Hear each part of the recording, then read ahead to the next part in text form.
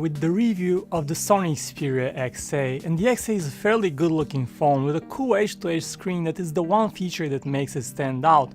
Slightly tapered towards the edges, screen makes it easier to glide your finger along the glass surface, and the phone is very narrow and compact. It comes in 4 fresh colors: white, black, lime gold and rose gold, and it's also nice to see a metal frame on the Xperia XA, making the phone feel solid in the hand. Back cover is plastic, but that's okay. Unlike trendy glass surfaces, this is not a fingerprint magnet.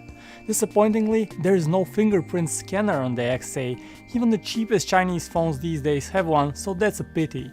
And just in case you're wondering, the handset also lacks any form of special water protection. The XA features a 5-inch display with a resolution of 720 by 1280 pixels, and at this resolution you can still see pixelization. The screen does not look perfectly sharp. Colors are also far from perfect. Whites appear annoyingly bluish, and colors on the whole are way overblown and not well balanced. Why is this important?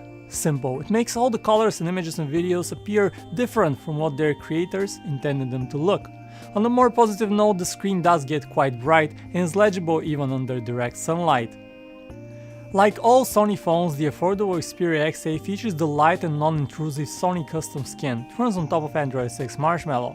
The interface runs mostly smoothly in daily tasks, but if you throw a new app at it, it can get stuttery, and heavier apps and games will also pose a challenge. There are a few annoying things here as well. Moving an app from the app drawer to the home screen is more complicated than it has to be, and essential apps like the phone dialer and messages take a few long moments to load every single time. The XA also vibrates with a very strange and annoying pattern. Its vibrations are intense and stress-inducing even for the smallest of notifications. We're also not big fans of the Sony on-screen keyboard. Sony uses SwiftKey, and we noticed that we made way too many typos than usual and typed slower than we used to. On a positive note, you have nice customization options on the Xperia XA via Sony's What's New app. It features cool themes that you can get for a few bucks. The Xperia XA is powered by the budget MediaTek Helio P10 system chip. This is an octa-core chip featuring 8 low-power A53s, 2 GB of RAM and 28nm manufacturing process. The chip delivers enough to have the phone running well for the most part, but we had the phone freeze with heavier apps like Google Docs. This is not a perfect phone for demanding games. We played some casual games and they ran fine, but if you run heavier games you'd see longer loading times, lower frame rates and stutter. Internal storage comes in at 16 GB on the XA, of which around 10 GB are available to the end user. Sure, you can add a micro SD card to expand that storage, but 10 GB of internal storage is still quite limiting. In terms of 4G LTE bands, they vary. The Xperia XA supports all major bands for Europe, but it seems to be severely limited in its US model. In the United States, you can order the XA on Amazon and it comes with 4G LTE bands 1, 2, 3, 5, 7, 8 and 20. This means that the XA does not have the crucial bands for AT&T and T-Mobile 4G LTE, so no proper LTE connectivity. The phone comes with a 13 megapixel rear camera and 8 megapixel front-facing camera. The main rear cam has an f2.0 lens and a 1/3 inch sensor size, which is smaller than average.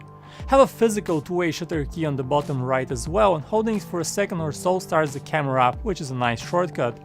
But it does not take an expert to see that the camera on the Xperia XA takes bad pictures. Even in nearly perfect conditions with plentiful light, images have issues with their dynamics as they are not able to capture the shadows and highlights for a properly balanced image. It would be that either shadows are underexposed or highlights are burned but never proper balanced, and detail is also smudgy and not sharp. Needless to say, this all becomes even worse in low light with very bad vignetting. And you might say that this is an affordable phone, but let us remind you that it's in the same price bracket as the Nexus 5X, which captures excellent images. The Xperia XA also does not record video in 4K. It can record footage 1080p at 30 frames per second, and while it's decent, it's nothing great. Focus is on the slow side and videos lack dynamic, and in low light they appear with that same very bad vignetting. With no stabilization, handheld videos turn out noticeably shaky. There is a single and small loudspeaker located on the bottom of the phone. Fortunately, everything sounds way too quiet even at the max volume, and the speaker lacks any depth whatsoever. Call quality is also below average on the Xperia XA, voices don't sound very well through the earpiece with some distortion, and the phone occasionally picks up side noises that also sound distorted. It's not terrible and you'll still be able to understand your colors, but it's not particularly clear either. In terms of battery life, the XA will last you a day with no heavy use, but put it under more strenuous use and you need to recharge before the end of the day. There's no quick charging either. It takes an excruciating 2 hours and more to fully charge the XA's battery from 0 to 100.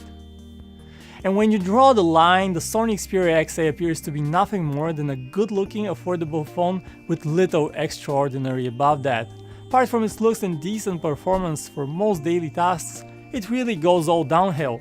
The display has bluish oversaturated colors, heavier tasks make the phone stutter, camera quality is uninspiring, battery life is below average. Top of that, there is lack of proper 4G LTE bands and internal storage is limited. There's not even a fingerprint scanner on board. Now, it's hard to recommend a phone with so many flaws. At the price of just $280, the Xperia XA still has plenty of strong competition. The 5.2-inch Nexus 5X, the OnePlus 2 and the Moto G Plus 4th generation are all sold at around the same price and are way better phones in all aspects.